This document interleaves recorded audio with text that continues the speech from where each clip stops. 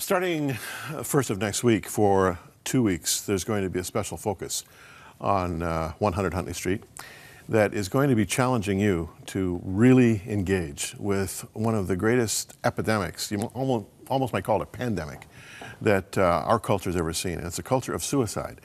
A lot of teenagers committing suicide, as well as elderly people. But Dr. Jerry Johnston, who is a part of the Crossroads team, and Don Simmonds, who is the CEO of Crossroads, have collaborated together in this book entitled Why They Die, Curing the Death Wish in Our Kids. And it's a very, very comprehensive overview of this issue. And so we're just going to kind of get things rolling here right now. And first of all, welcome to Jerry and Don. It's good to have you back again. Seeing a lot of you lately. Jerry, I was astonished when I was reading your book at your story. Mm-hmm. When you said at one point you were down to 65 pounds, yeah, and you were suicidal, I'm thinking, what went wrong?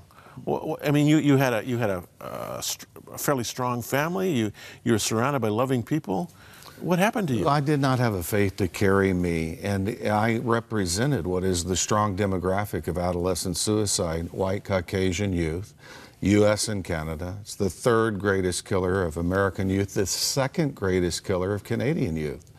And so when we talk about suicide, we're talking about a North American, and I like the word you use, pandemic. Yeah. This is beyond epidemic.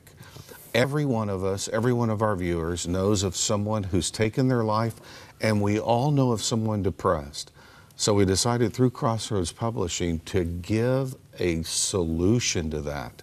I think this is the one book that is going to make the difference for every single one of our viewers, and particularly those we count on, our supporters and friends. Well, there's no doubt that, you know, again, when I'm reading the book, I often tell people I don't read the book as much as I read the author. Right. You know, sure. I'm seeing you in the book, and you're really taking this issue personally. I am. Yeah, and it's because of your own personal experience, of course. But then you've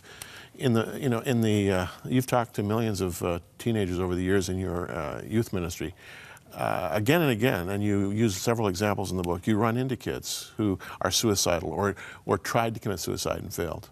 Well, and also, you know, my pastor killed himself. I tell the story in the book, who is one of the most successful pastors in the country.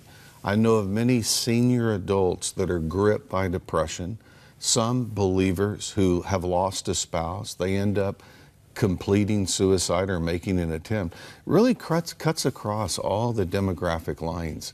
And when you stand at a bedside of a kid comatose who is never going to come out of a coma, when you stand next to Todd Maston like I did, who blew his face off and literally, you know, looked like a mummy, there's a motivation there that's great. And I believe this: God, in his sovereignty, because of the lostness of man, gives evangelicals an opportunity to reach deep into the human heart. And suicide, unfortunately, shows the lostness of man. Yeah. We can think of Ernest Hemingway, Paul Newman's son, Gregory Peck's son. Look at the recent Tony Scott, the brother of Ridley, one of the finest actors in Hollywood, you talk about wanting to kill yourself. He had to climb the bridge to dive in. And so what 2 weeks these are going to be. And in Scott's case, here you got one of the most successful directors of all time, yes, very wealthy guy. And in our secular world's view, there's no reason for him to be wanting to take his life. And it just goes to show you that there's more to life than possessions. You're right. And what's neat about the next 2 weeks, we're going to talk about predispositions. We're going to talk about warning signs. We're going to talk, most importantly, about intervention steps. Yeah. This is where most people, they swallow the myth. If someone's depressed or suicide, don't talk about it, it'll go away. The opposite is true. And so in the book, we've given actual steps of how to intervene.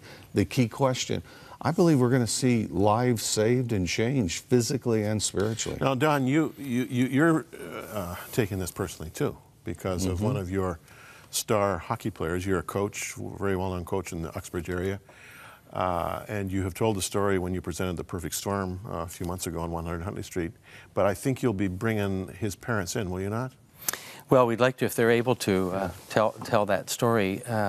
You're right. The perfect storm message that I've been giving, Jim, has really been a culmination of things I've been thinking about for a long time, things God's been laying out. But probably the catalytic moment was Dylan's death this past January, where, like you just said, a young person that's bright, a young person with so much possibility and potential, a young person from a fantastic home, a young person from a community which is supportive.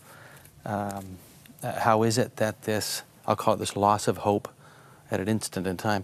I liken it to this sort of context of depression that leads to a loss of hope. And unlike the notion we sometimes have, which it's a person of hopelessness, it's actually just an instant that is required here. Yeah. And out of 365 days in a year, maybe many of them good days, all it takes is this absolute moment of hopelessness where a capable person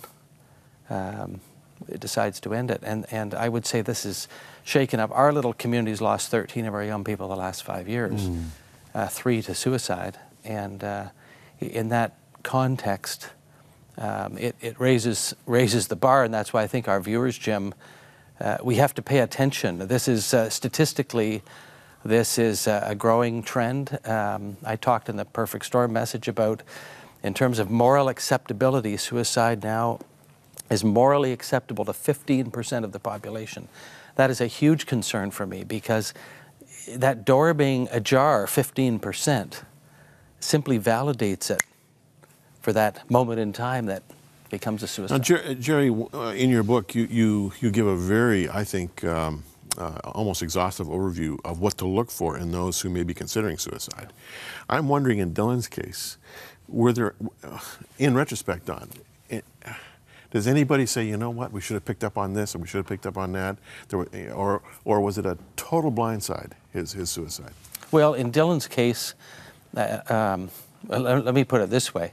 You can be sure that everyone who was friends with Dylan, everyone who gave leadership to Dylan, teachers, coaches like me, and his parents. In fact, I talked to Dylan's dad this morning as I was coming here. And still this haunting nature of why couldn't we spot this, and what could we have done to prevent it? Friends that played hockey with Dylan within hours of this moment, with his girlfriend at a Toronto Maple Leafs game the very night.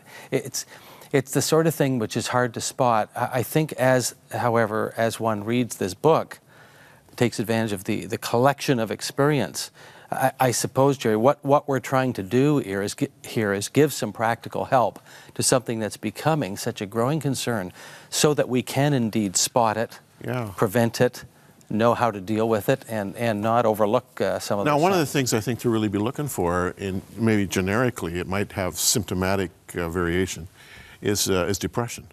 It is, and depression is real. And what I look forward to the next 2 weeks, in the great legacy that David Maines built this ministry on, you will well remember that there were days of prayer and spiritual deliverance through this broadcast. Mm-hmm.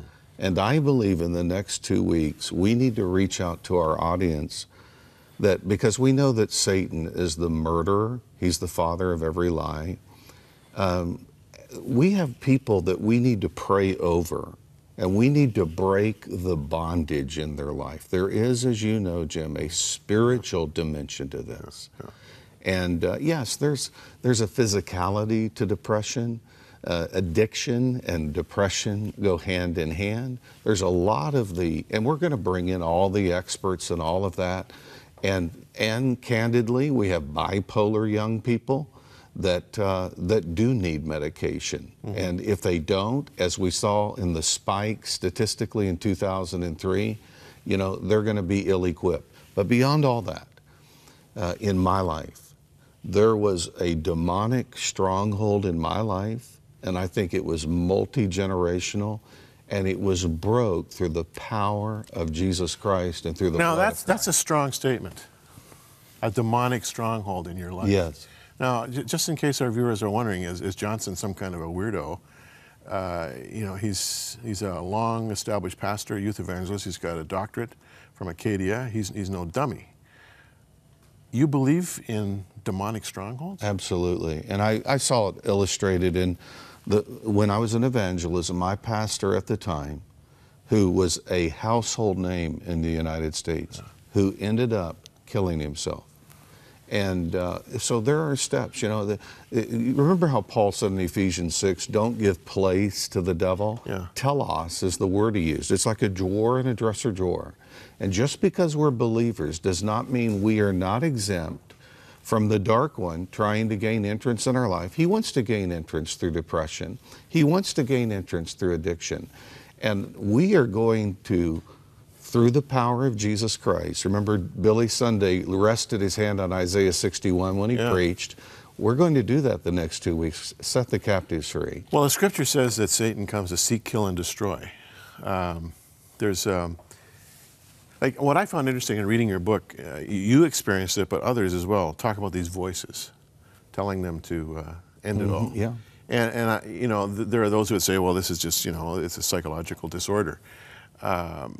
Those who have any awareness at all of the spiritual warfare the scripture speaks of would say, yeah, maybe, but have you considered the fact that the dark one is out to get you?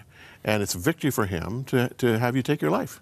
Well, he has pillaged our youth. And every person in Canada and the United States, whether they have faith or not, they know our young people are in crisis. What I love about what Crossroads is doing through this book is we're taking the truth of answers to Main Street where most Americans and Canadians live. Don, you're taking a risk here because we're making this a premium for 2 weeks of fundraising. Yeah, Jim, I mean, what are your thoughts there? That's true, because not everyone watching will feel that Yeah. they have someone in their family or someone they know that's at risk of suicide. However, we're alerting our constituency to this, and also the fact that suicide is really, statistically, a number that arises out of, really, as you said, a pandemic of depression, which leads to a loss of hope, which sometimes causes loss of one's own, taking of one's own life.